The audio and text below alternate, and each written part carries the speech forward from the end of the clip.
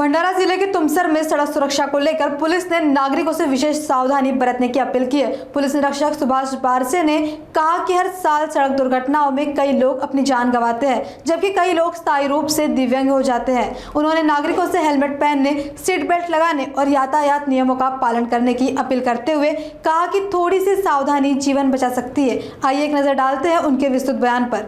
नमस्कार, मी सुभाष बारसे, पोलीस निरीक्षक, Tumsar police Thane.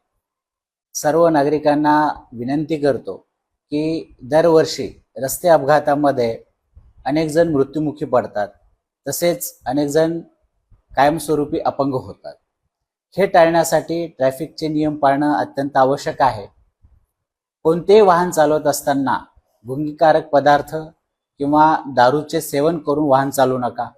Two wheeler चालवत असताना हेल्मेटचा वापर करा। फोर व्हीलर चालवत असताना सीट बेल्ट लावा। तसेच कोणतेही वाहन चालवत असताना मोबाईलचा वापर करू नका। कितीही घाई असेल तरी वेग मर्यादेचं पालन करा। या सर्व नियमांचं पालन केल्यास अपघात होण्यापासून बचाव होऊ शकतो।